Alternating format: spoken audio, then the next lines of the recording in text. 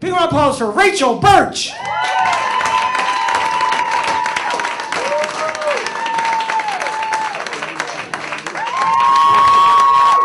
you very much. One second.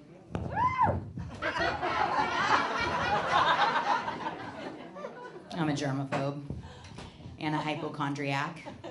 Not to put labels on myself, but I just hate germs. Anybody else? Yes, a couple. Okay, good. You know what I don't hate?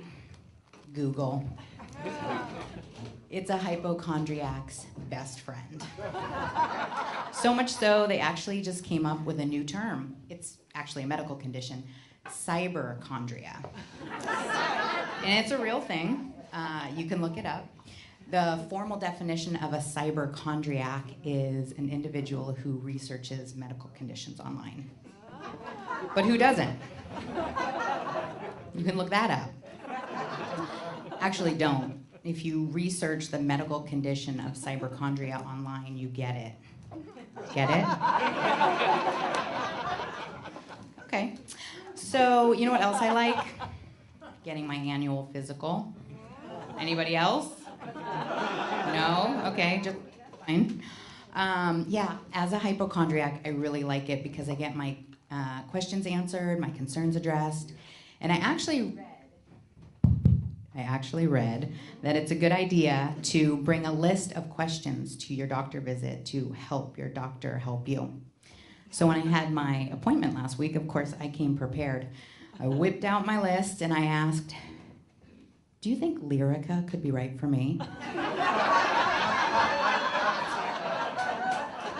He looked confused since he had just told me I was in perfect health, aside from the cyberchondria.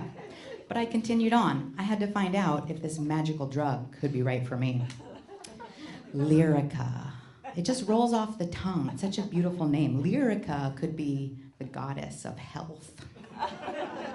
And the commercial makes it so clear that life would be so much better if only I would ask my doctor about Lyrica. I would finally find a soulmate. And we would go to a square dance. And I would have a bicycle with a basket. If only my doctor would see fit to prescribe this magical drug.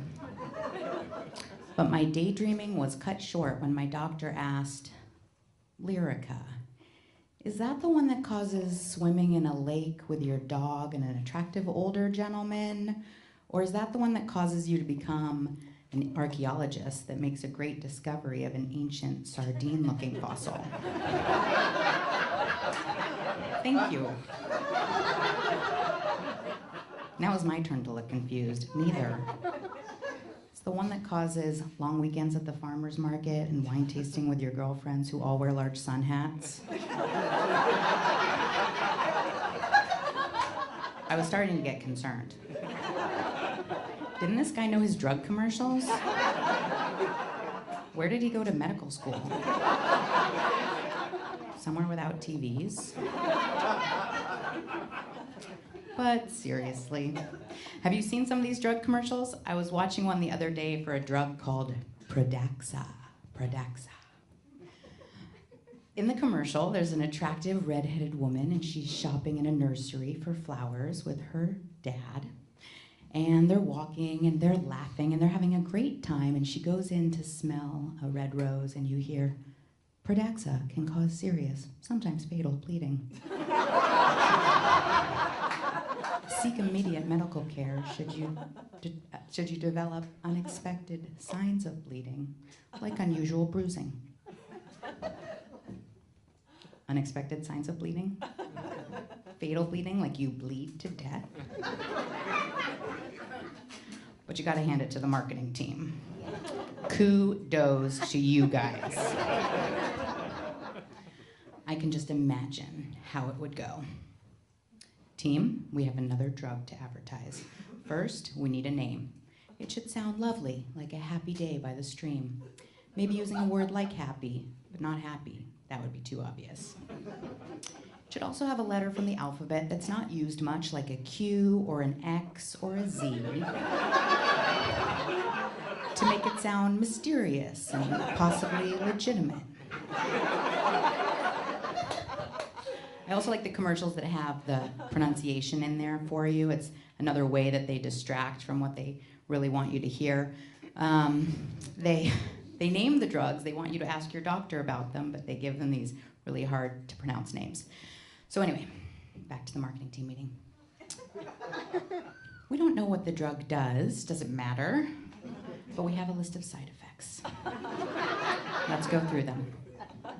Bleeding, heavy bleeding, anal bleeding, leaky discharge, swollen throat, swollen tongue, uncontrollable fits of laughter or crying, suicidal thoughts, and death.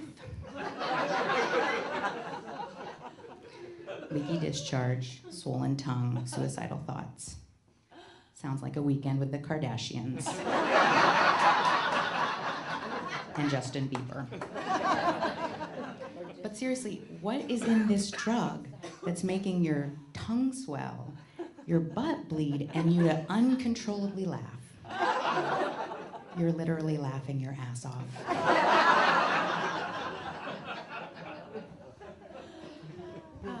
Okay, what now? I don't know. I'm not used to practicing and having like laughs. I just, okay, so, yeah, but seriously, what is a marketing team to do with that? I think it would go something like this.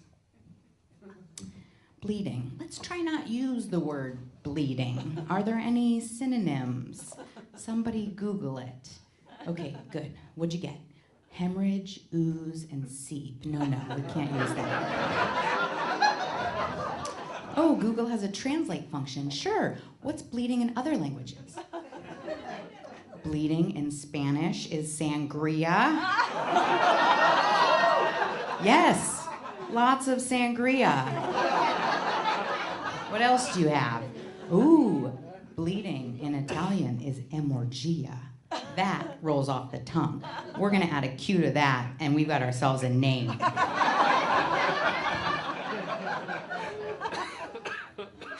So, next, now that we have a name, we need some of those plot lines. What imagery should we use? How about a dog? Yes, people love dogs. What type of dog? Oh, yeah, good idea.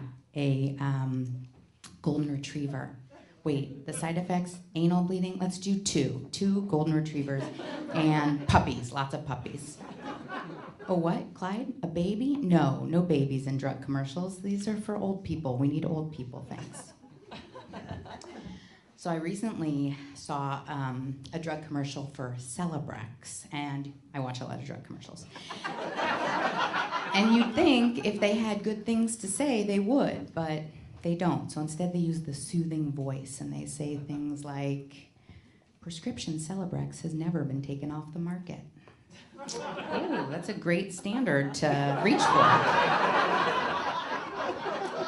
And based on the available data, the FDA has determined that Celebrex benefits outweigh the risks for certain patients. Certain patients? The benefits outweigh the risks? Did you hear those risks? Yeah, I think I'll stick with the disease. Thank you. So anyway, I think the whole thing's crazy. I recently saw that they're actually going to do a study on whether they can safely reduce the list of side effects in the drug commercial. So they're studying the commercial, they're not studying the drug. And I'm thinking the commercial isn't what's causing uncontrollable laughter. Unless you're here tonight. It's the drug that you should be studying. But I guess that's why when they have these ads, they refer you to another written ad. Have you seen the ads where they say, please see our ad in Cooking Light magazine. Please also see our ad in Golfing magazine. You don't see, please see our ad in blah, blah, blah, legitimate medical journal. No, you don't. So next thing you know, they're gonna be advertising in that In-Flight magazine. Just ask your flight attendant if Latisse could be right for you. I just ran out of cover. Thank you. Laughter is the best medicine to say no to drugs. Rachel Burch. Rachel Burch.